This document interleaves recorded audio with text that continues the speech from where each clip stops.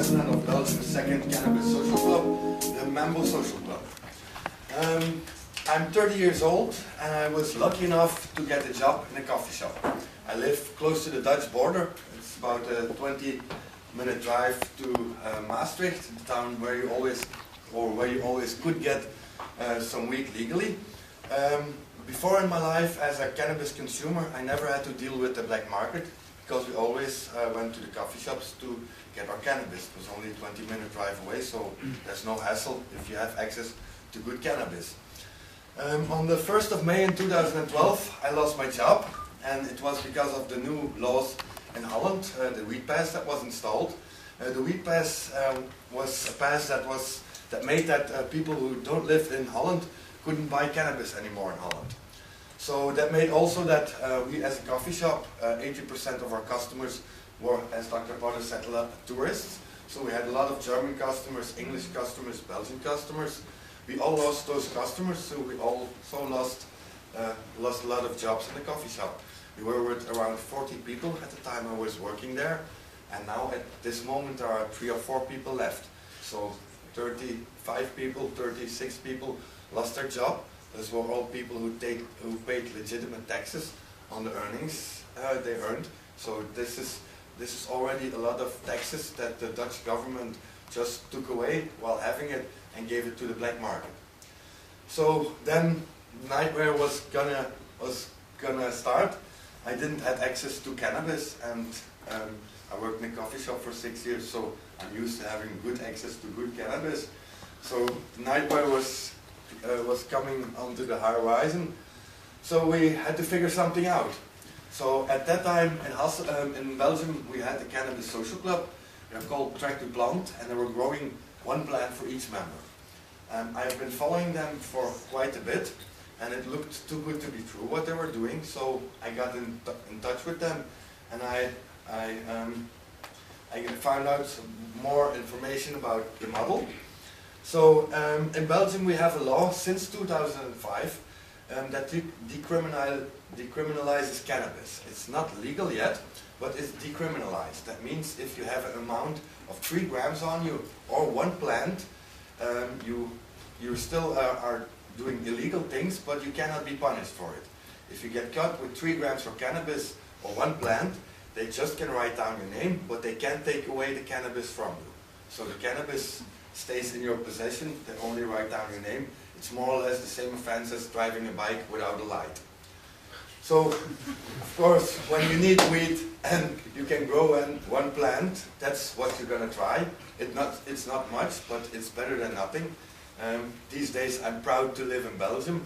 We are entitled to have our own plant legally. That's more than in Holland, where you're officially entitled to nothing, and also much better than the countries surrounding us. In Germany those things are not possible. Here in England this is not possible yet. It will be possible in a while. There's no way stopping the train now that America's gone on board. But at the moment it's still not possible. So we know that in Belgium we have a good model and something to be proud of, and that we have a role as pioneers. So to start up practically with the Cannabis Social Club, we gathered 10 people that also had a good interest in smoking cannabis, and we started growing our own plants according to the protocols and the rules. They were laid out by Track to Plant and NCOT. NCOT is a European federation that groups a lot of organizations and social clubs and other people with an interest in the cannabis industry. And it's a federation on a European level, and they have laid out some guidelines for the workings of Cannabis Social Club. We implemented those rules, and now at this moment we are with 85 members at my social club in Hasselt. We started out last year in May 2012 when the weed pass came. We started out as a regional division of the first Cannabis Social Club, Track to Plant. So we've grown into it. We didn't really have to pioneer everything. We've grown into the system of the first Cannabis Social Club. The founders there took me under their wings, and I've grown into it. And after a year of operation, we saved enough money to start up our own cannabis social club in Hasselt, the Mambo Social Club, which has 85 members today. We think that it's very important to win the people over that don't have anything to do with cannabis. The people who are cannabis aficionados, they are on our side already, so it's very important to win the people over that don't have anything to do with cannabis. We think that this is also done through silent diplomacy. We're on speaking terms with the local police, with the mayor, and we want to cooperate with everybody. Everybody on every level, we want to cooperate to make this work. We believe it's more important than waving out banners in front of the city hall. We want to set a good example. Our club, the office of our club is in a business center, and that way we have a proper accommodation on everything we need, and we can receive the people also in a nice way, so they don't have to enter a dark pub or a dark place. They can enter in a nice clean building which has a good image, and this is also very important if we want to bring cannabis above ground. We got to lose the stoner image, and we need to build a better image, the image of clean normal people, that's law-abiding citizens that don't do anything wrong. As a social club, I have read the book from Doug Fine, Too High to Fail, and it was a really revelation for me. The book tells how there's a cooperation between cannabis growers and the legal system. This is what would appear to be a dream for me, and I'm working to get that dream through in Belgium.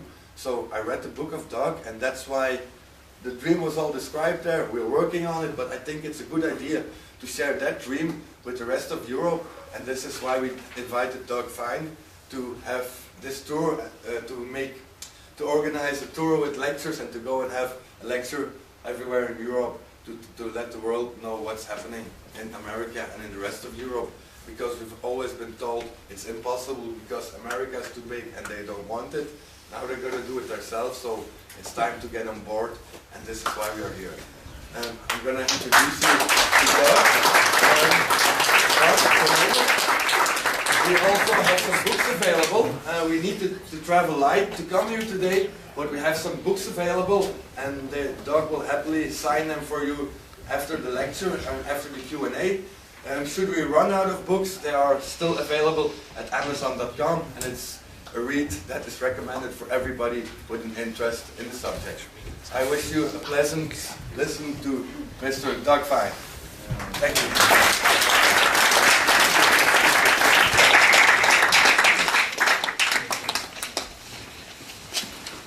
Hello, thank you for coming out tonight.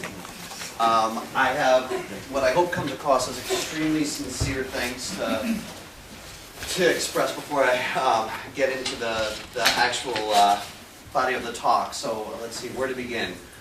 Michel, I hope you can sense the genuineness of his effort coming through. He's changing an entire country's policies right before our eyes.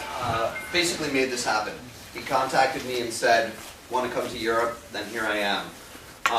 As far as the UK leg of this, where obviously they did a great job getting the word out, I have to thank Normal UK and potseeds.co.uk for making this event possible and sponsoring it, and for all of you to come out today. And not only do I want to give big thanks to the university and especially to Gary Potter, but I learned something from every one of his slides. He's really a top-notch academic, and I appreciate the opportunity to come here today. So first, an update on the U.S. Just out of curiosity, a show of hands, how many people are aware that in the U.S. 2 states have fully legalized cannabis for adult social use? Okay, so fairly informed audience, always good. But for making no assumptions, the Berlin Wall of the 42-year-long modern war on drugs in the U.S. fell last November. In Colorado, voters voted a constitutional amendment guaranteeing the right to use cannabis, and Washington State, it was through a ballot initiative, but it was on the legislative side as opposed to a constitutional amendment. More states are on the way. The popular support for legalization of cannabis increases with every poll taken in the U.S., including amongst traditionally resistant demographics like older folks. 40% of Republicans, that's our right-leaning Party voted to legalize in Colorado, so that got the Republicans' attention. And on the other side, the youth vote, which has been the holy grail in the U.S. for politicians since 18-year-olds got but did not use the vote in 1972. It finally came through.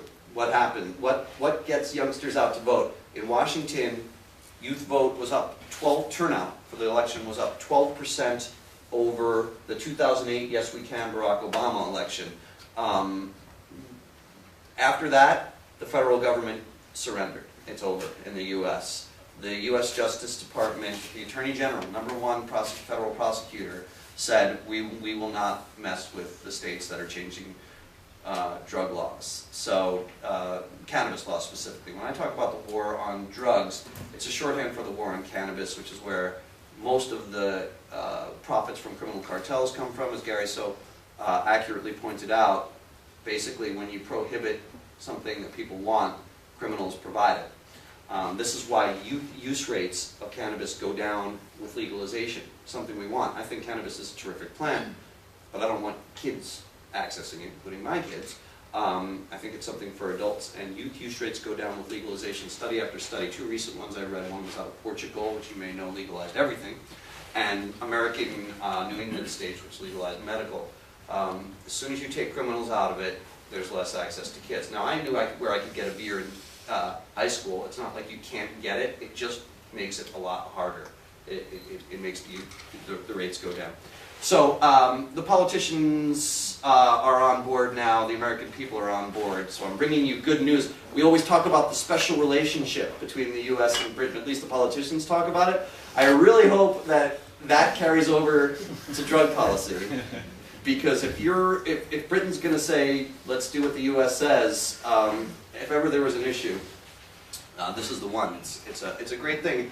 After researching the book that we're going to be talking about tonight for a year, and now subsequently doing another year of journalism about it, I can safely say that, speaking as an American citizen, cannabis prohibition is our worst domestic policy since segregation. I'll skip ahead a few slides to talk about why. First of all, it's gone on 10 times longer than the U.S. involvement in World War II. It spent $1 trillion taxpayer dollars.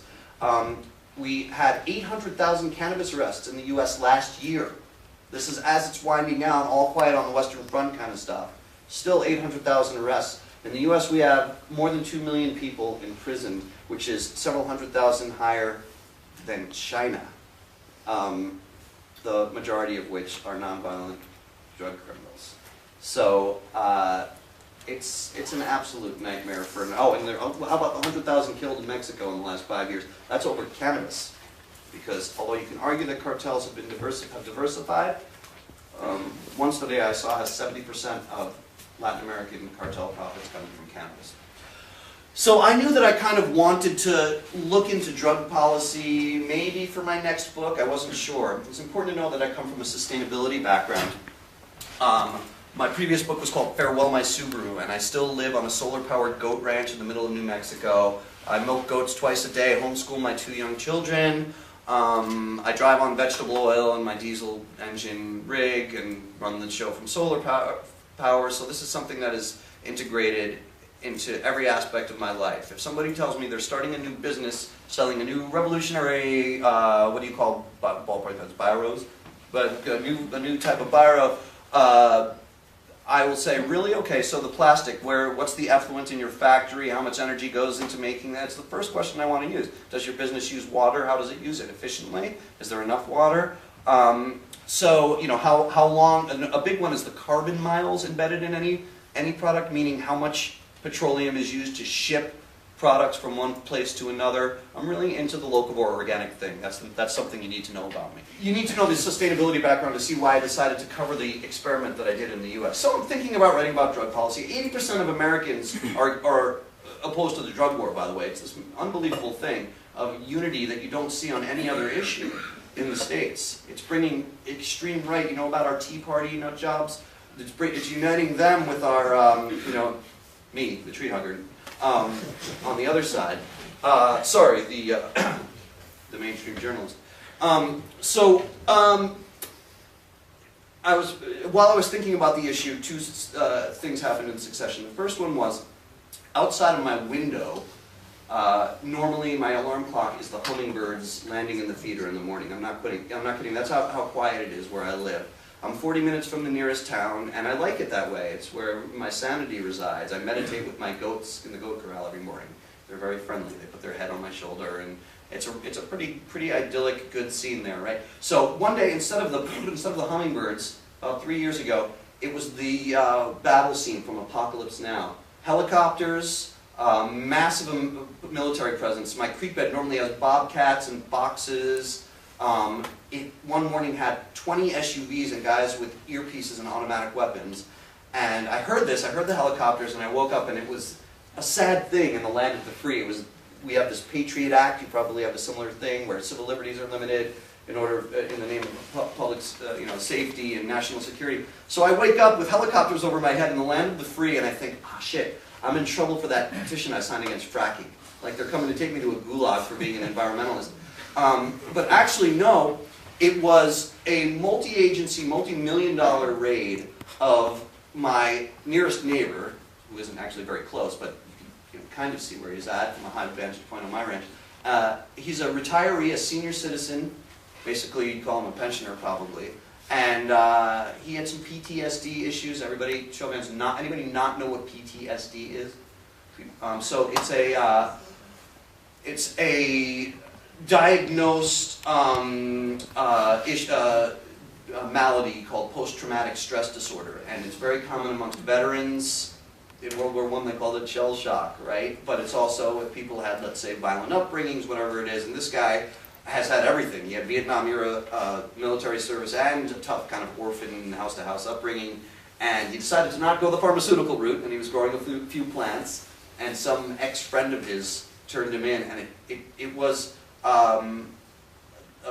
I forgot the exact acronym, but it was a border agency, interagency border narcotics interdiction task force, something along those lines. One of the 30 billion of my tax dollar that go into, or a lot of them, go into this one thing. They're supposed to be fighting criminal cartels half an hour south of Mexico, and they go after my neighbor minding his own business in his cabin. Okay, that puts my family at risk. Automatic weapons in my creek bed? Really? For 6 plants? Plants humanity has used for 10,000 years, study after study says it's safer than alcohol. That didn't sound right. But what pushed me over the line was a few months later, after operating for years with impunity, he screwed up. The mayor of a nearby New Mexico town, a mayor of an American city, gets busted as a card-carrying member of a Mexican criminal cartel, and his job was obtaining easily acquired American weapons. You know that about us, right? We got the Second Amendment and all that jazz. And selling them to facilitate the, just bloodbath that's going on south of the border as criminal cartels vie for control of lucrative North American markets, especially with regard to cannabis. Anticipating a Q&A question, I didn't look into other substances, and so I can't speak, I can offer personal opinion, but I can't speak with the year of field experience that you're going to be hearing about tonight. So I'm really just talking about cannabis here, which does provide the majority of cartel profits and is America's #1 cash cow. Okay, that's it. Too much. They're not sending the Interagency Border Narcotics Task Force after the real cartels. They're sending them after my neighbor, who didn't spend a second in jail, by the way. It was just a whole, they just seize stuff and go away. That's how it generally happens in the U.S.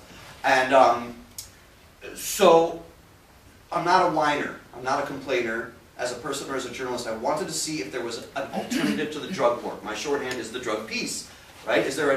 Was the drug peace in operation anywhere? And I looked at Portugal and I looked at Colorado, and I found what I was looking for on the sustainability side in Mendocino County, California. Northern coastal county, beautiful redwoods, small population, 80,000 people. On paper, one of California's poorest counties, because for 3 generations, no one's paid taxes. Everybody is a cannabis farmer. Are you ready? So I'm asking you to be ready to be shocked, and I hope a little bit skeptical, and then I'll quickly convince you. The value to local farmers in Mendocino County annually, $6 billion with a B. So I think we're fairly close, 1-to-1 on pound of dollars now, so I'll just say everything in dollars. But I can go to kilograms if I have to. I've been talking about the poundage on the harvester. But basically, that number is conservative. It comes from this calculation. In 2010, all law enforcement in this tiny county said that they seized 600,000 plants, cannabis plants. They claimed it was 10% of the market. It's actually way lower, says almost everyone. But let's give them the 10%, meaning 6 million plants roughly made it to market. Cannabis plants were cultivated outdoors, which, by the way, is something that's very important for health reasons. If you're an organic, locavore guy like I am, and you buy your food at a farmer's market or grow it in your garden rather than buying it at, genetically modified in the market. But the outdoor plants can grow up to 5 kilograms per plant. So that's 10 American pounds. I'm going to assume really low, 1 pound per plant, and unheard of low wholesale prices of $1,000 per pound. 6 million plants, $1,000 value per plant. That's where the $6 billion comes from to farmers every year. It's probably a lot higher. That's Mendocino County. Even within the Emerald Triangle region, the legendary growing region of Northern California that includes several other counties, we're not counting that. We're not counting British Columbia, big producer. Kentucky in the US, big producer. And everybody's closet, small producer, not as environmentally sustainable and very energy demanding, but it's huge, right? Okay, so Mendocino became the first county in the US by popular vote, ballot initiative in the county to ban genetically modified foods. The sheriff has conducted raids of Monsanto corn in Mendocino County. If it were any more progressive in Mendocino County, it would be clothing optional in the supermarket. It's people that the bumper stickers make me feel really left-wing. You know what I mean? If you're a male, you're Hitler. That kind of thing. Sorry, they make me feel right-wing, I should say. You've got something called the Medical Marijuana Patients Union doing the highway cleanup. We have these adopt a highway signs in the States. And then the plant, given that it's 3 generations into it, was hippies trying. They say the 60s happened in the 70s in Northern California. After Woodstock, the people that were serious about it and didn't want to go on to become Silicon Valley executives or whatever, they went up and tried to really do it, try to live off the land and all that jazz, and they found out that they could pay for the property and pay the rent through the planet's most popular plant. And they're good at it. They're really, really good at it. I followed 1 season, 10-month, another reason to support your outdoor farmer. It's a much longer season, and you're at the whim of Mother Nature instead of just, a few variables in your grow room. Not that it's easy to do it professionally indoors, but it takes a lot longer outdoors. Anyway, there are 3 generations into this, and the farmer that I followed used a locally designed, not a genetically modified crop from Monsanto, but a locally developed strain of cannabis is the one I followed that we'll be talking about tonight. But they're 3 generations into using the plant as well as growing it. It's an herb in the medicine cabinet, basically. And so look at this garden. This is fairly typical in Mendocino. I don't know if you can spot the plants, but this is all just a vegetable garden. And then here they've got 3 sativas going, or 4 actually, and 1 indica going. For those not familiar with the psychoactive branch of the cannabis crop, cannabis sativa comes from the tropics. It's what the people were smoking in the 60s. Mexican herb, Moroccan hash, that kind of thing. Indicas are more bushy. You'll see pictures later. They come from the Hindu Kush region, and they tend to have more of what we call the couch lock effect. The sativa tends to have a head energetic effect, and also showing medically cytotoxicity, tumor reversal for some kinds of cancers. I can cite studies on all of this stuff, mainstream studies. Antispasmosity, really helping with epilepsy, and also things like digestive stuff, irritable bowel syndrome, Crohn's disease, etc., etc. MS is another thing that sativas are showing promise for. Indicas tend to have a real lot of help on pain reduction and helping people with sleep. I've been to college, so I can describe to you what couch lock is, this quality of the indica strain of cannabis. It's 2 guys sitting on a couch, long silence, and the first guy says to the second guy, "Hey man, I'm tired of the show. Have you seen the remote?" And 5 minutes of silence. And then the first guy speaks up again. The second guy hasn't said anything. The first guy speaks up again and says, "Never mind, I'm holding it." That's couch rock. Been there. Those are the two main branches, and I've got to throw in a quick word about, before we go much further, a quick word about hemp here. My next book, which is just finished, is coming out next April. It's called Hempbound on hemp paper. No trees had to die for the publication of my next one, a long-time dream, even before I started writing about cannabis. And this shirt, by the way, is made out of hemp, and we have not just the clothing and paper thing, but energy coming from hemp. Biomass is really happening, which is using the otherwise unusable stalks from any kind of cannabis, psychoactive or industrial, and using it for either fermentation into ethanol or biomass combustion is really big in Austria and Germany, using farm waste basically to sustainably generate energy. So we're going to see hemp be bigger than, mark my words by the way, hemp be bigger than psychoactive cannabis worldwide in the next 10 or so years. And the analogy is, Guinness is big, but BP is bigger. Did you see me searching for British examples? There are no Guinness in Irish. At home I say Coors is big, but Exxon is bigger.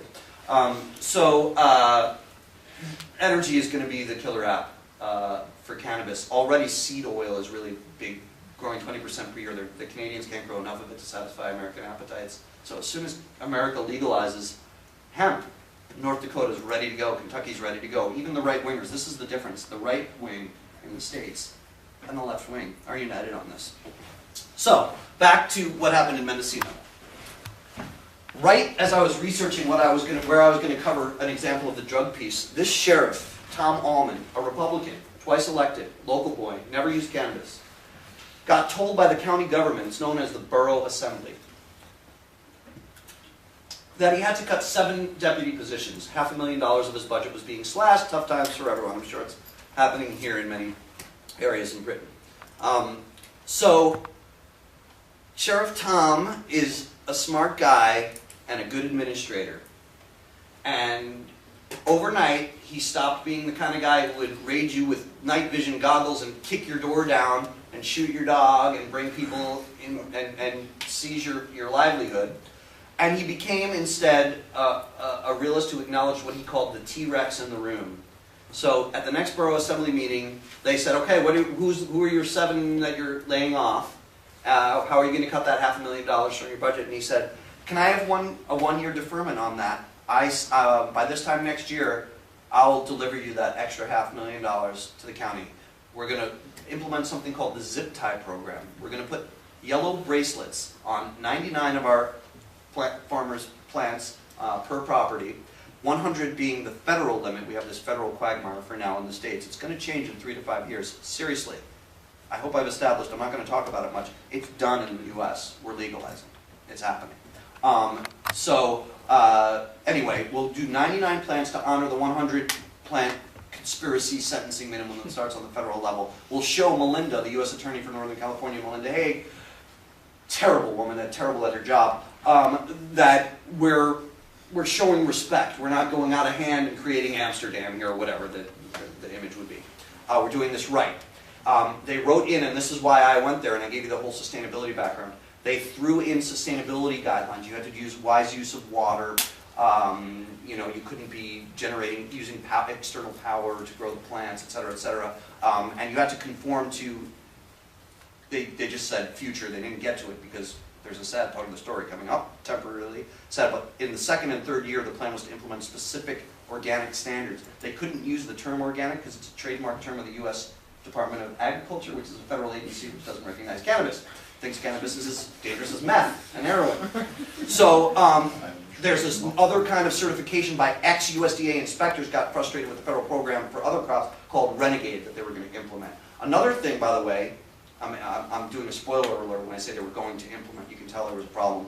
Not with the program, it was an unmitigated success. But the other issue was centralizing cannabis processing. When you harvest cannabis plants, psychoactive cannabis plants, you have to trim them, you have to cure them, and people just want the flowers. They don't want the leaves and the stems. It's called, with the industry, bag appeal. When you get your bag or your jar of cannabis, People just want nicely trimmed flowers. It's, you know, it's a similar thing. If you buy carrots in the market, they're not going to be caked with mud or whatever. It's the makeup and the shaving the legs. You know, it's making things look pretty. I happen to not be a fan because I'll get into the medical benefits of cannabis and our endocannabinoid system, but actually whole plant might turn out to be healthier, just as whole foods are better than processed foods. But I won't get into that right now.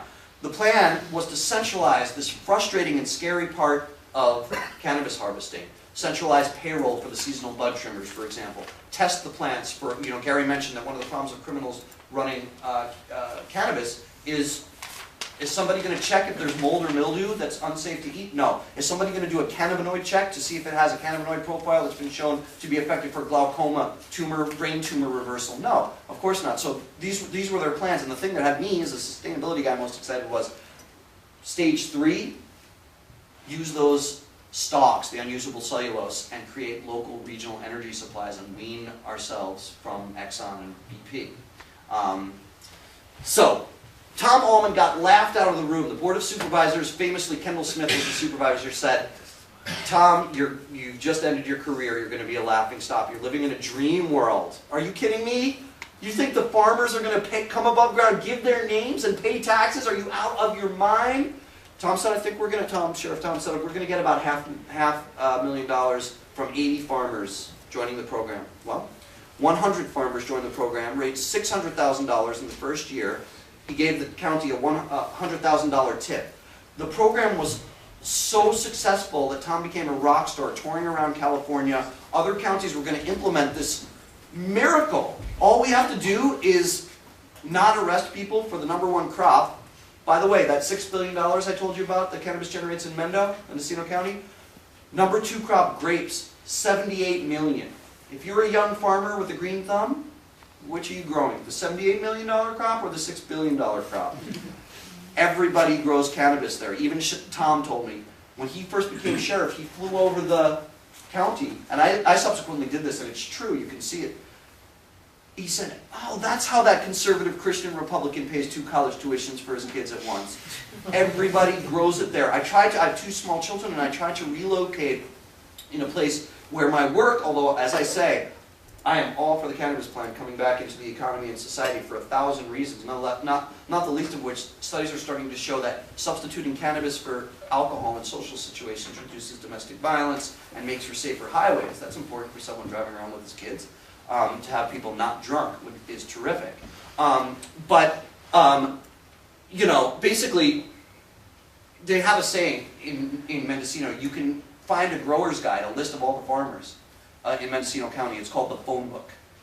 Everybody grows it. Every neighbor. I tried 2 different locations in the county. Everybody grows it. And I'm glad, in retrospect, that... And the reason why I wanted to be away from the industry was just because, clearly, if people were doing undercover research or flying overhead, they'd see my truck at farms all the time. They probably thought I was a major buyer and know my license plate. And I didn't want my family to have to deal with the whole get down on the ground routine. It's a terrifying thing. You can watch videos of drug trades, and you know it's a plant. And most cannabis farmers, especially in the U.S., are nonviolent offenders. So he knew that there was going to be a really good chance that enough farmers would be willing to become above-ground taxpayers. And the hardest part of this is not being brave enough to go legit, it's having to deal with the paperwork. California is almost European in its bureaucratic web. It is not easy to be a business owner, let alone an agricultural business owner in the state of California. So it's asking a lot, and 100 farmers came forward that year. Randy Johnson, who administered the program, for the sheriff, he was chosen because the law enforcers that didn't support this de facto legalization, unilateral legalization of cannabis, scares some law enforcers of the old school. He was chosen because he ran internal affairs, the part of the cops that investigate problems with other cops. And as he said, he stopped getting invited to the Christmas parties years ago. So he was known as just an honest guy, but he told me he knew nothing about cannabis. He's very gruff. When he would hold meetings with the farmers, he would say things like, we're going to need your fencing done by next week. If we inspect next week and your fencing's not up, you don't pass the inspection, you don't grow cannabis. You know, that's the kind of the way that he talks. But he immediately came to love the program and love the farmers. And what he told me was, besides the fact that he thought they were good people, I remember them, can you picture this, about 1 million people in this room singing happy birthday to a cop. It was his birthday and they made a big cake for him and he was all choked up. This is the picture I always send when media ask me for interviews, because it's the mind bender for people who think that cannabis is some sort of drug, like coke, that's commits crime. Look, there's the cannabis. It's not hurting anybody, says the cops. One of the two major farmers that I followed was this guy named Thomas Balog, whose father was a Hungarian freedom fighter in 1956 Budapest Rebellion against the Soviets, and had to flee, and told Thomas, do what you believe in. And Thomas medicates for migraines occasionally. He's not a very frequent cannabis aficionado. But just loves the idea of helping people and growing organically, supplying it locally, all that jazz, keeping the carbon miles low. That's why he does it. Anyway, Sergeant, now Captain, Randy Johnson, told me the reason why this program was so important, the zip tie program, was so important, and there's a zip tie on the on a cannabis plant, the one that I followed. I'll tell you about it. The reason it was so important was not the 7 deputy jobs saved, not the $500,000, $600,000 raised in 2011. It was that it brought the entire community into the law-abiding fold. For the first time, he said, you just hear dead silence. No one ever called the sheriff. Everybody's growing a plant. You can't call the sheriff and say, my husband's drunk and violent. A power line is down. It's dangerous. It could start a fire. It's dry out there. My house is being robbed. You couldn't call the sheriff because you get potentially in trouble for your plants. Not that any local juries convict, but that's another story. It's a hassle. You lose your plants. Your kids could get taken away for a couple of days. It's a scary thing. Now, the sheriff permits the plants. People are suddenly Chamber of Commerce members creating jobs in the community. Crime went down. He said it was the most significant increase in public safety he'd seen in his, whatever it was, 17 years on the force. It was a total success. The cost per farmer was $8,500. This is Thomas writing his check out to the county. This is the sheriff's secretary getting his zip ties.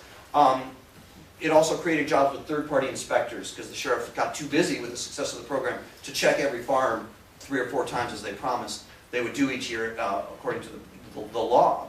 And so there were third-party inspectors that would come. And you had to pay for zoning things, the fence building, the locking, and all that jazz, security. So the crop, 99 plants, can be worth conservatively to farmers about $300,000. So they were paying $8,500. And let me express the left-wing view for a second.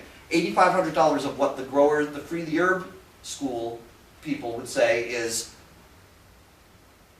protection money. Instead of paying it to criminals in the mafia, they're paying it to the sheriff.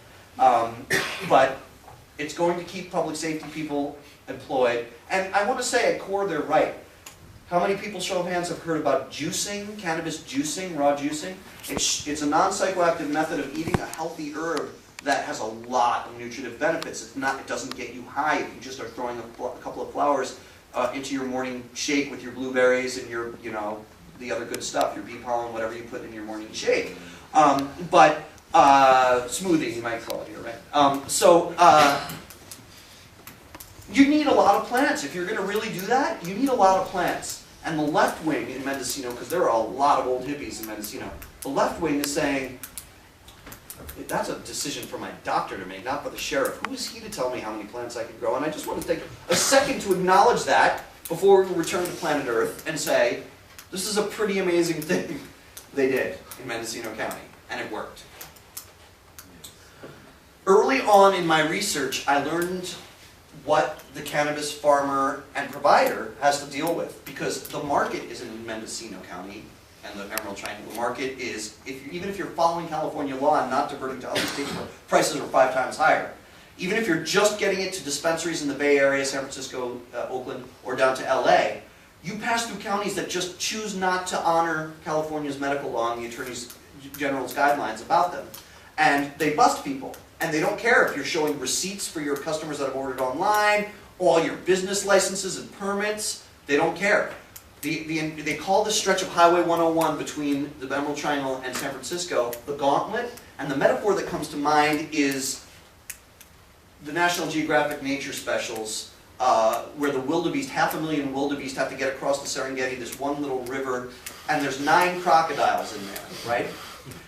You see where I'm going with this. Statistically, 500,000 minus 9, every wildebeest made it safely across the river that day and continued on.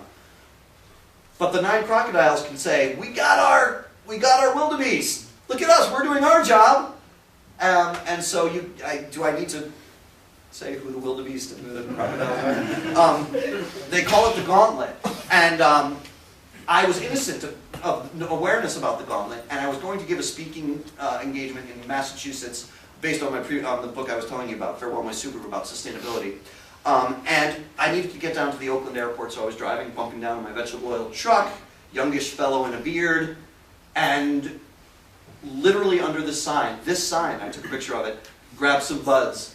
I was pulled over by the Sonoma County, less friendly county, drug squad, narcotics squad. It was terrifying. It was terrifying. I'm 39, 40 years old at the time, and never been in the wrong side of a police car. I thought the police were here to protect me and my family. And the first cop says that I was pulled over for not signaling fast enough. But the second cop brought, a few seconds later, other wags, when I told this told the story, said he was probably getting the munchies from my vegetable oil exhaust. Smells like Kung Pao chicken. But when the second guy drove up, narcotics detective Andy Cash, he lied and said that they pulled me over because my car smelled like cannabis. Probably true in 90% of guys with beards in pickup trucks driving out in Mendocino County. But to paraphrase Ice Cube, they picked the wrong guy to mess with. And but don't get me wrong, even though I was innocent and I knew this was great for the book, I was terrified. It's a scary thing for men in guns to walk you with your arms behind your back into a vehicle, into their sheriff's vehicle. They closed it, they locked it, and they spent 20 minutes. They pulled out my kids' car seats, and they would come over periodically and play good cop and bad cop, and they would say, just tell us, do you have a lot or a little? And my real fear is some hitchhiker dropped a little tiny flower. For those that are not experienced cannabis aficionados, you know, I'm talking about an amount, a minuscule amount. But I didn't know any of this at the time. I had just started my research. They were asking whether I was willing to tell them that I had 10 pounds or 100 pounds. Sheriff Tom, when I told him about this, said, Doug, you don't understand. We're looking at his office at the beautiful hills, the redwood forests outside his window. He said, Doug, I'm typing, I'm on the record. If a guy walked by my office holding 1 pound right now, I would not get off my ass to do anything about it. And I'm going, would not get off my ass typing. You really said that, right? I had never seen more than 1/8 of an ounce at one place at one time, ever before in my life. After about 20 minutes, I'm wondering if, you know, I'm going to get conjugal visits in prison and all that jazz. Eventually, I tell the officers that I'm, in fact, they're wasting their time, I don't have any cannabis at all, but I am writing a book about it, and I'm interested in how, you know, my taxpayers' drug policy money of $30 billion a year is being used. Could I go on a ride-along with them? And at this point, they got more scared of me than I was of them. Very quickly, like, we're done here, have a good time. And they were so scared that they forgot to return my driver's license. And so I had to get through, I don't know if you've flown in the States recently, but I had to get through Homeland Security at the airport with no license, with no ID. And it was really a remarkably educational experience because I learned that there are friendly and unfriendly airports for cannabis in the U.S. It's supposed to be federal policy, zero tolerance, but while the lady was the head, the senior manager for Homeland Security shift when I was trying to get on my plane in Oakland that day, she said, why were you late? And I said, oh, this crazy thing on the gauntlet down up there. And she said, oh, you know, we let medical patients, California medical patients, they can come with their state-approved 6 plants even. You could carry 6 live plants through the machine at Oakland Airport. And I thought this was fascinating. And I later learned I didn't have to go all the way down to Oakland to fly out. And so I started going to a more regional Sonoma airport where the manager had different politics. And the sign every 10 feet said, cannabis is a federal crime. We don't care if you're a medical cannabis patient and we're busting you if you try to bring it on this plane. So, you know, there's just this kind of, it's like the chaos you see on the losing side in any war. In retrospect, like, look at how South Vietnam ran its, you know, civil bureaucracy, or circa 1974, when things were just falling apart and everybody knew it. That's how the drug war is being fought right now. It's just spend the budget's money while you can. I did the calculation. These crocodiles that are stopping people every truck they can, one truck until they finish busting that truck, and then they go to the next one. I cost them $11,000 by basically being innocent that day. But they do bust a lot of people, and when I went back up to Mendocino County to whine about this, the other farmer that I followed, Matt Cohen, he was sort of the #1 first zip tie farmer above ground. I'm here to hurt the cartels and provide organic food to medical cannabis patients. We say patients because California, which will legalize fully in 2016, is polling at 65%, is only legalized for medical use, but anybody can get a you don't even need a written referral from your doctor. All you have to have is prove in court that you have an oral referral. A doctor who said yes, cannabis could be helpful for that malady is how the initiative that voters passed in 1998 reads. So it's effectively legal in California, and they won't bust you for under a pound, generally speaking, in California, which is good. They really, so when I went back to complain about this to Matt Cohen, I thought, you know, give me the name of a good civil rights lawyer. Can you believe this? I was put in the back of a police car for nothing. This is America. I'm a patriot. And he's there checking his cell phone, see if he needs to answer a text, and not very swayed by my passionate plea for a return to a better America. And he said, dude, this is how they make their money. It's the cost of doing business for us, and it's the cost of doing business for them, for the crocodiles. And law enforcement against prohibition. Are there any LEAP guys here tonight? Any DEA agents here tonight? Come on, show hands. I know you're here. It's okay. No, we've got jobs for you, honestly. Canada has put its Mounties to work regulating its hemp fields and its medical cannabis fields. So all you guys need to do, if you want to keep your jobs, is get on board the drug peace train, DEA guys. And you can tell that to your federal drugs guys as well. It's not like we're trying to put them out of a job. We're just changing the job description. But law enforcement against prohibition, if you don't know about it, LEAP is a terrific organization, and they're very active. There's LEAP UK as well as in the States. And what they're saying is the truth, which is that if we're talking addicts, the real addicts of the drug war are the departments that are dependent upon federal drug money to keep their people employed. And that's why what Sheriff Tom did in Mendocino is so important, is he decided to find revenue in a much more moral fashion.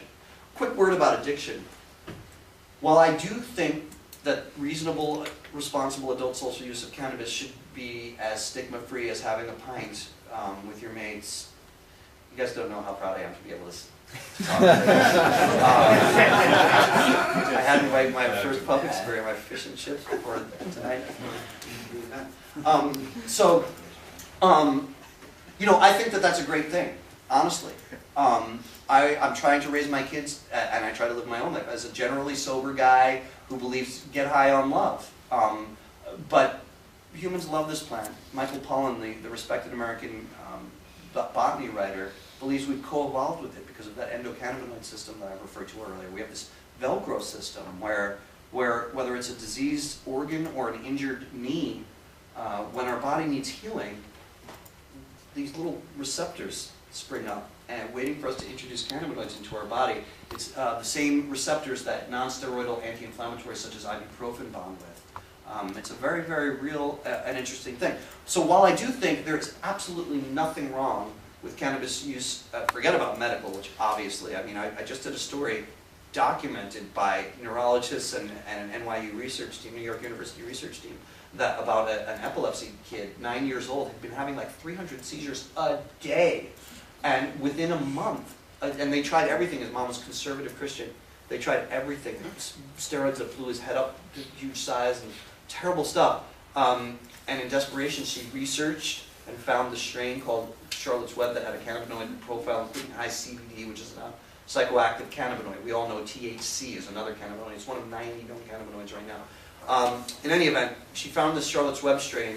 In 1 month after that, he stopped having seizures, and they just celebrated the one year seizure free. He's 10 years old. The medical stuff I hope we don't even have to discuss.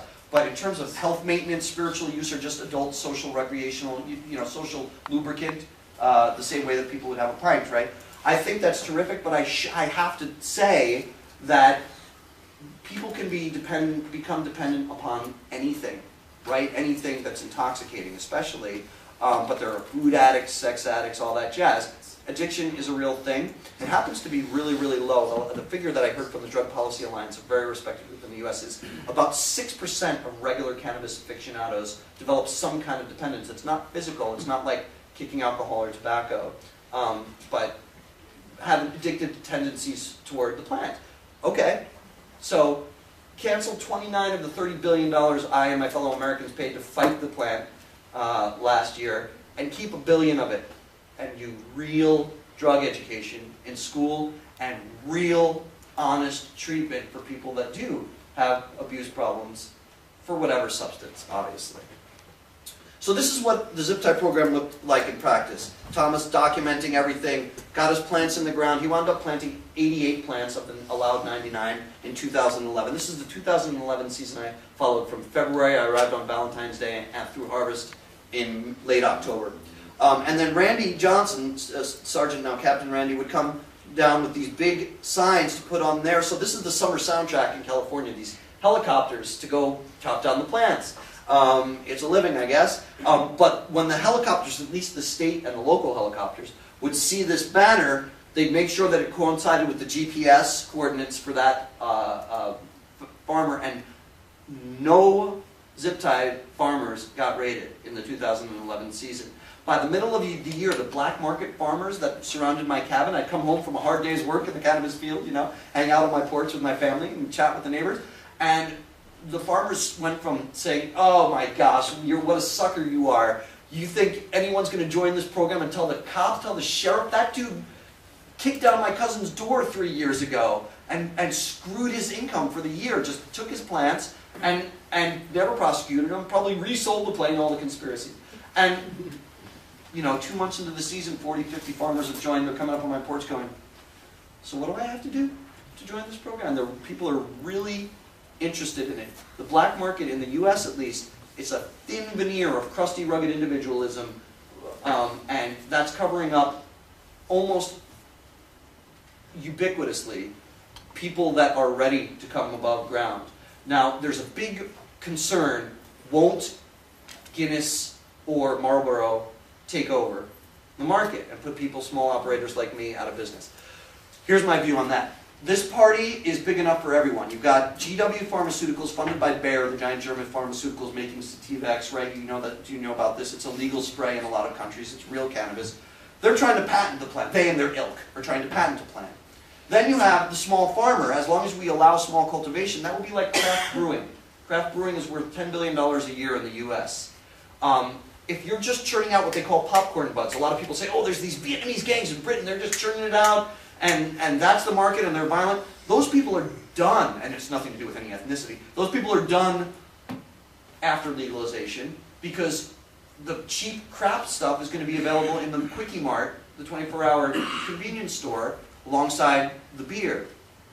But for people who want to bring the equivalent of a fine wine to a party, they're going to look for, is it grown outdoor and sustainably? Is it a sativa type blend, which might be more uplifting for a party? Is it a fine? Michael Pollan calls the story on our organic egg carton, he calls it supermarket pastoral. It's a genre that makes it seem like the chickens are having square dances and getting massage therapy. Our chickens are so happy they lay the eggs and then they just get back to partying in the meadow.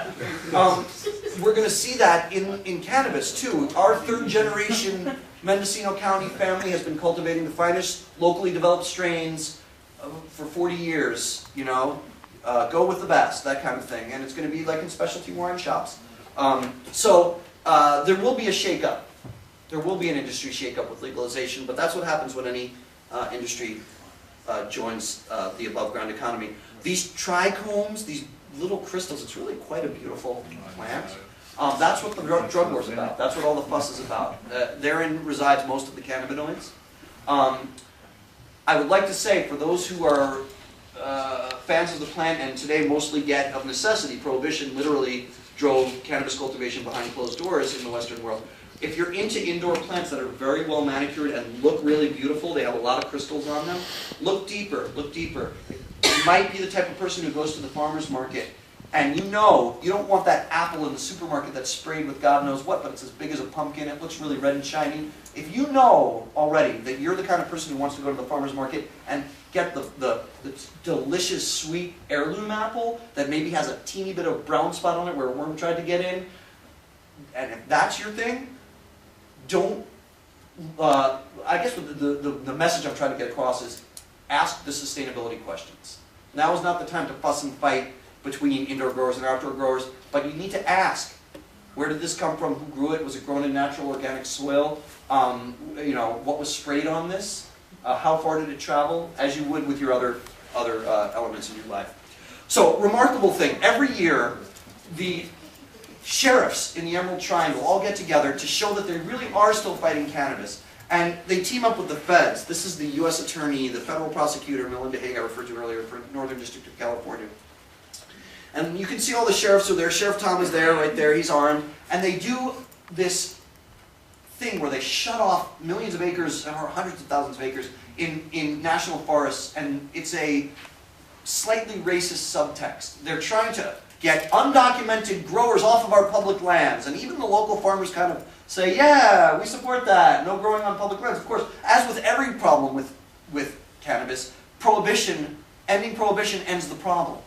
If there's regulated markets, you don't have people growing small gardens with questionable pesticides, blah, blah, blah, in the backcountry. But the reality is it's not even that big a problem. They went in there, spent millions of taxpayer dollars. I nearly got shot during this Operation Full Court Press because my GPS was wrong and I went to the wrong helipad, and this guy in fatigues, I didn't know I wasn't allowed to walk on my public lands that my taxes pay for, he started charging me with an automatic weapon, and I sort of hit the deck and said, "I'm with the media, I'm supposed to meet Joe, somebody." And he was like, "Oh, okay, right this way." So this big operation, multi-agency operation, netted 11 arrests, and none of the, all undocumented guys, basically farm workers that were trying to make a little money on the side. Nothing to do with organized crime. Yes, they generally were Mexican nationals. None of them were in custody a week later. So this is where the drug war money is going. Zero effectiveness. A week later, the feds go out of town, and Tom's really psyched. Sheriff Tom's really excited because the feds came to town and they're flying over to do this operation, and they love it. They get their ultraviolet, night vision on, and they get their big weapons and their vests, and they're going, go, go, go, behind the trees, and there's this like poor Mexican guy going like, "Oh, lo siento, me plantas." So terrifying, I can tell you it's terrifying to be. So the feds go away, and Tom is really psyched, he told me, because they didn't say a word about the zip tie program. They were flying over, and clearly they saw these fenced 99 plant farms everywhere that had these big banners on them. And he said nobody said a word, and he considered that a big success. So a week later, Mendocino started throwing its harvest parties. There's now 100 members of the program. It's the biggest thing since sliced bread in Northern California. The drug war's over and it's working. Everybody knows it. At the harvest party called the Gaia Festival, I told you it's progressive, and this was clothing optional, this whole festival. I see on the schedule, Sunday morning, 10 a.m., who's going to be awake? A cannabis cultivation panel, but I dragged myself out of my tent to go see this because I'm a cannabis journalist researching this year's crop. And it turns out look at this. It can happen here. The sheriff, the district attorney, do you have these? It's the chief prosecutor for the county, it's called the chief. He puts people in jail. The board of supervisors member, the county government member who wrote the zip tie program for the farmers. And then these guys are all farmers. This is Matt Cohen I told you about. He used to be a CSA farmer. For those not familiar, it's community supported agriculture. It's where you grow organic food, investors buy in, and you deliver, customers buy in, members of your farm, and you deliver food to them every week. It's a great model. You've got it here in Britain, all over the place. So that's what he did. He comes from this organic mindset. And other farmers. And one by one, it was a crowd like this. They'd come up to the mic, and their questions were incredibly technical. The one that really stays with my mind was this one farmer came up and said, "Dave," look how relaxed he is, David Eister, the chief prosecutor. "Dave, listen, I got a question for you. I grow from seed rather than from clone, so I might get some males when I plant. Cannabis farmers today only want female plants because that's where the flowers are and that's the market. Male plants can actually ruin the crop. It's why you can't grow industrial hemp and psychoactive cannabis in the same area, because the males from the hemp plant will pollinate and dilute the psychoactive cannabis. It has to be in slightly different regions. And California's hemp bill that just passed acknowledged that. The U.S. is in the process of legalizing hemp this year. Did you know that? It's already legalized in one of the houses, House of Representatives, and they're reconvening. And by February, hemp could be totally legal in the U.S. It already is here. So, Dave, we want to know, can we grow through, say, July 1st each year? Could we grow 150 plants, and then before our first inspection, can we get it down to the 99? So the chief prosecutor, look how chill he is back there. He's like, 150? And then someone in the crowd yells out, 175 would be better, Dave. And he goes, and he looks over at John McCowan, says, John? And John goes, I don't see why not. We're doing a first reading next week. We can it's a minor enough amendment. We can incorporate that in there and get it in the 3 readings of the bill. Is that what we're doing? He pulls out a cocktail napkin. 175 plants through July 1st for people growing from seed, everyone? And the community said, yeah, sounds good. And this was, oh wait, look, Tom's not wearing his gun in this picture. He's wearing a purple polo shirt and sneakers. He is the grower's sheriff. He acknowledges the T-Rex in the room. He knows cannabis is not a problem. And so he said as much to me. If you read Too High to Fail over and over, it's not a problem. All I want is for it to be off the front pages so I can fight poverty, violence, alcohol, meth, and the other real problems that we have in this remote, poor, rural county. So that was just remarkable. Then there's the chief prosecutor networking with the farmers afterwards.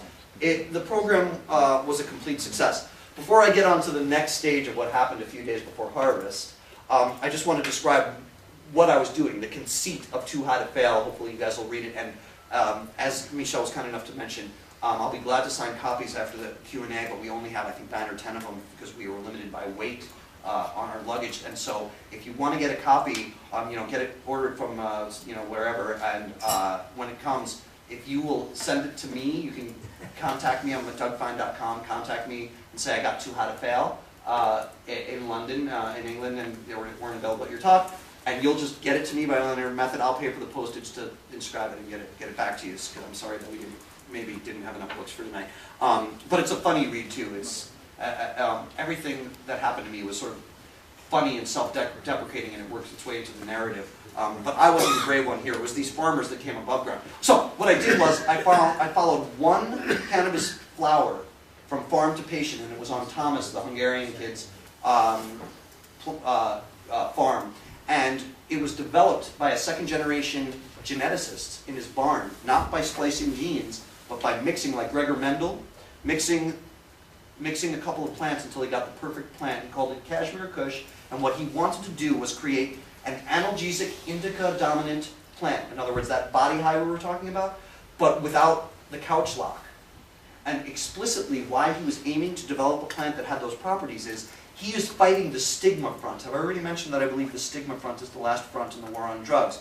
He wants doctors, pilots, PTA presidents, preachers, and politicians to be able to medicate for a glaucoma or an arthritis or a migraine, but remain mentally functional and not be zonked out like they would be on the equivalent heavy pharmaceuticals.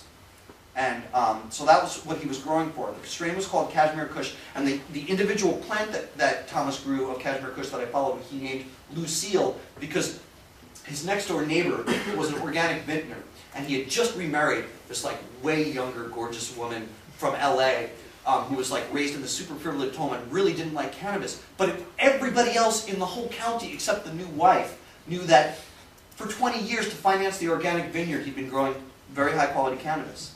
And he just didn't tell the new wife, and nobody knew what to do about it. And her name was Lucille, and she was very antagonistic to Thomas, even though Thomas was, like Michelle, clearly an above-ground, modern businessman, clearly a kind-hearted, responsible person. Thomas joined the neighborhood watch, donated to every charity that came by his front door, gave his business card to everyone, offered tours of his farm, totally open. And about halfway through the year, halfway through the season, she became a friend. She converted. And so he named the plant, this Kashmir Kush that we'll be talking about, after her. But it's important to note that it was developed locally and loved the native soil. So I mentioned this because you can't, it's not as good a medicine, it's not as good a plant, any plant. Tomatoes would be the same. If you're growing it hydroponically or in chemical soil with a lot of pesticides versus the incredibly complex microbial soup that's in native soils when you grow organically. Sad part of the story. About 3 days before harvesting at his Northstone Organics nonprofit cooperative, it had 3,300 members. At dawn, 5, 6 a.m., 8 DEA agents armed with automatic weapons rode into Matt's ranch, and they heard them coming up the road. It's like where I live, the hummingbirds, most days, guys in, armored personnel carriers with automatic weapons one day. So Matt describes himself as running downstairs, pulling his underwear on, shouting, please don't break down our door, please don't shoot our dogs. We're going to open the door, the dogs bark, they're not violent, the dogs won't bite, please don't shoot our dogs. This is a guy, the local sheriff Tom came to his birthday party the previous week. He was running for officer of the Chamber of Commerce, a totally above ground American. Courtney, his wife, very shrewdly texts one of the employees, Northstone, and says, don't come in, raid. They proceed to get separated for 8 hours with no access to their attorneys, while their 99 plants are chainsawed down and taken off. I'm really not sure where. There's a funny scene in the book where I asked the DEA where the plants were going. He had, we'll visit with cancer patients. These guys were top tier people. They had just sent out an email to all 3,300 people like, here's the strains, 3 more days. We're going to start harvesting and curing, and we'll be ready to deliver relatively soon. Then, in addition to raiding Matt Cohen and terrorizing the community, the local community, the feds then, the U.S. Attorney's Office then told the Board of Supervisors members that for creating a job-creating, crime-reducing, environmentally sustainable program that put farmers to work, back to work in the U.S., the small farmer that started our country, back to work in a sustainable model that benefited the local economy, for doing that, if they didn't stop it immediately, they would be charged with federal drug conspiracy themselves, the democratically elected members of the local borough assembly. The Board of Supervisors. They did temporarily shut down the program, but it's important to give you one postscript. At that moment, every black market farmer, call it 5,000 of them that didn't join up the first year, that were going to join up the second year, said, aha, they saw me in the supermarket. See, you see, watch, the sheriff's going to turn around and bend over and give every record to the feds that they asked for, of the farmers, of the 100 farmers that came forward, with their names and their tax returns, and their members list of their cooperatives. In California, the law is interpreted as you have to be a nonprofit, collective, and cooperative. At today, in the medical program. That'll change with full legalization. But guess what? The feds did subpoena the records. And shall I show you what finger actually you do it with 2 fingers, don't you? The piss off thing that Sheriff Tom and the rest of the county said to the feds, and they won. They won. They told the feds to piss off. Those were private records. And the feds were like, what? Wait, what? It's like standing up to a bully. Because the feds have unlimited resources, and this is basically a bankrupt county. And the feds said, okay, to save face, they said, just give us records with names and dollar figures blacked out. And the county was like, okay, you mean give you meaningless nonsense? Here you go. It was a big victory that really convinced people that this model is not defeated, it's just dormant. And it would work here in Britain and all over Europe, all over the world. Locals providing a crop that everybody wants, tax-paying in the economy, growing sustainably, and then eventually using the stocks to provide local energy? Come on, let's get on this thing. You can do it. You can do it in Belgium, Michelle. So, temporarily sad model. Now, we can deal with some of these questions in the Q&A. Will use rates rise with legalization? I already told you, every place that is legalized, youth use rates go down. The results are mixed on things like Dutch use, Portugal use, use in American legalization states, some slightly up, some slightly down, some slightly up at first, then slightly down, some slightly down at first, then slightly up after 5 years, whatever it is. The key operative word is slightly. There's not a major change in use rates for adults with legalization. It stays basically about the same. I wouldn't care if it went up as long as there was a corresponding decrease in alcohol. That's just my view. Just happens not to be my drug of choice, and I don't like the violence and road danger associated with it. So the gateway thing, I'm just going to tell you right here. Every study ever done in the history of humanity says that cannabis is not a gateway drug. The only negative thing, you know what I mean by gateway drug? Leads you to do coke and heroin. Here's the only thing, and I'm sort of amalgamating a bunch of different studies here. I'm going to tell you the most extreme negative things that studies have ever shown about cannabis. About 6% of regular users, I've mentioned this, develop some kind of dependency that's infinitesimal compared to alcohol and tobacco. What else? In people predisposed towards anxiety disorders, certain strains, we're only talking actually about sativas, the uplifting strains, there's one or two studies that have showed some correlation, and this is the one that I guess is the Mirror, which is your tabloid that can't stop saying bad things about cannabis. They love this stuff. Cannabis makes people nuts. In people predisposed towards anxiety, there's a slight correlation, and with some strains towards a slight increase, I can't remember, some small single-digit percentage, 3 or 6 or 9%, triggering panic attacks. There's literally never been a death from cannabis. There were 3,000 deaths in the U.S. from aspirin last year. It's absurd for us to even spending this much time talking about negative health effects associated with cannabis. In fact, every study ever done on lung health shows that this is a really, if you don't believe me, Donald Tashkin did the groundbreaking work on this, and it's been since replicated by many times. He got drug war money to show how terrible cannabis is for your lungs, and came back with this, sorry, the safest lung group is occasional cannabis smokers. The second, in terms of lung cancer, second safest group is complete non-smokers of anything. Next safest is more regular users of cannabis. Next safest group is cannabis mixed with tobacco, is healthier than the most dangerous lung cancer group, which is tobacco-only smokers. So, sorry, the other one is cannabis and driving. Again, a parent of young children. I'm not going to really push what these studies are concluding, which is that experienced users of cannabis show no negative impact on driving, and even immediately after utilizing cannabis. I don't say smoking because joints are on their way out.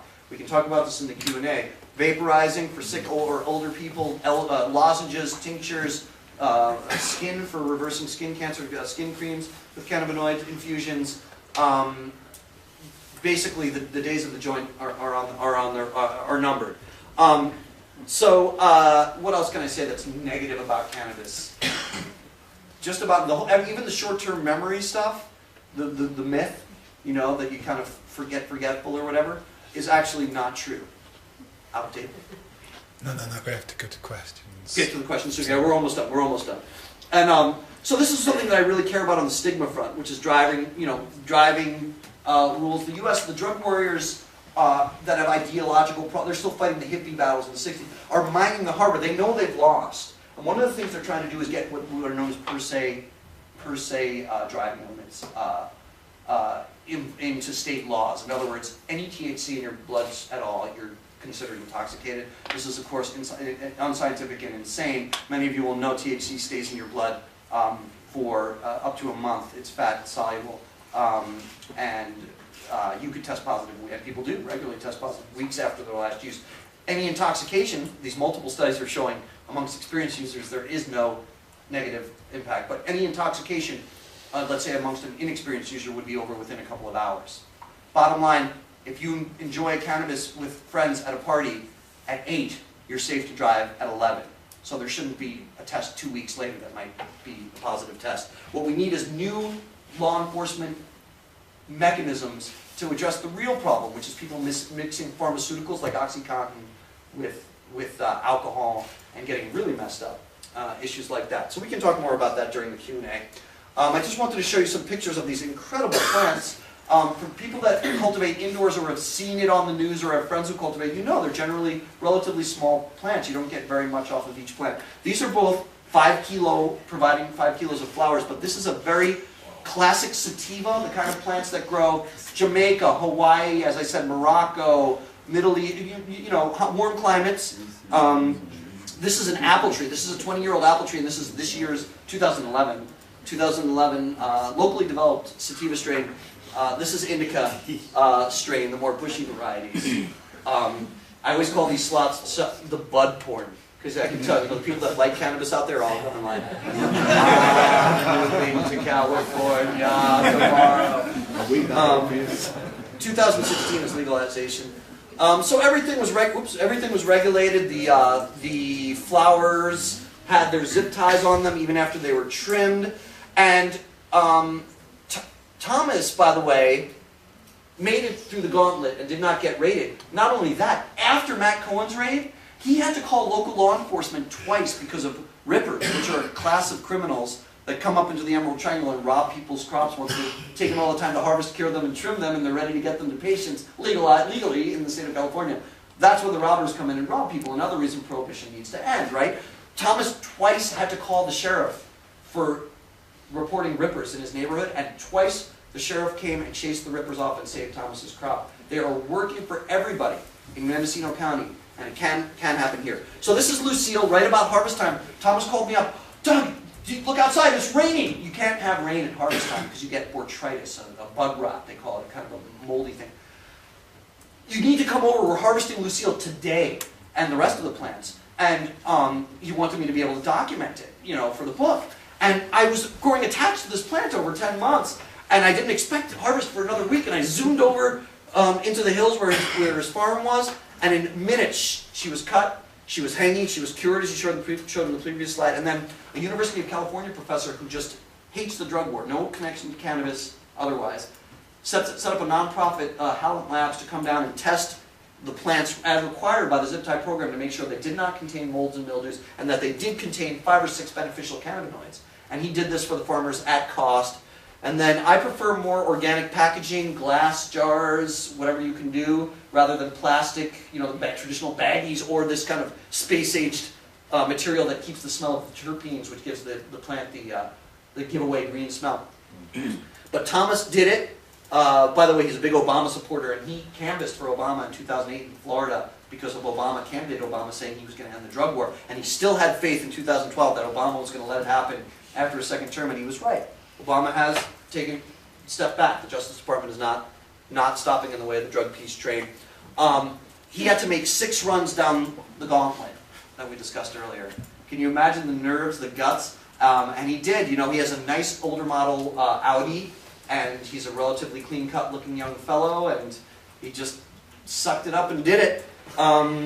There's a lot of funny stories about that in the book. But so the patient that I documented for Lucille, this is Lucille, the Kashmir Kush, remember? It's supposed to have body pain relief, but without the couch lock. He went to the senior subdivision via Vista of patients of Matt Cohen's that lost their medicine as his first patients of his new collective. By the way, the U.S. Attorney, Melinda Haig, said that the raids that were going on all over California that netted Matt Cohen, instead of criminal cartels, the reason she did that, she authorized that, is because they're all just getting rich. They're just sense-millionaires, and they're operating near schools. Matt Cohen operated for 4 years as Northstone Organics before the raid. 2 years took no salary. I saw his tax returns. 2 years, so over the full 4 years, a grand total of $57,000 US in salary, divided over 4 years, and there was no backdoor, any black market shenanigans happening because every flower is documented with the zip tie program.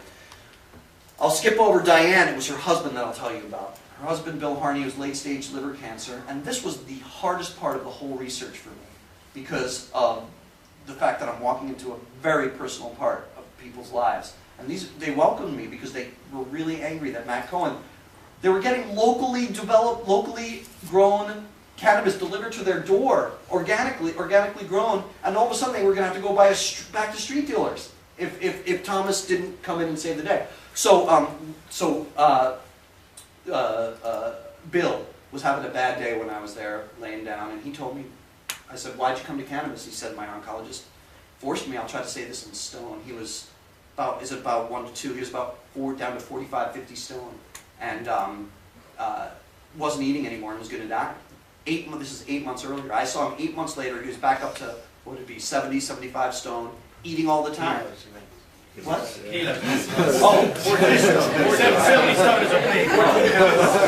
Sumo wrestler is 30 stone. I better say he's down to 90 pounds and went back up to about 150 pounds. So, and so we laugh about the munchies, right? All the headlines, they make jokes about stoners.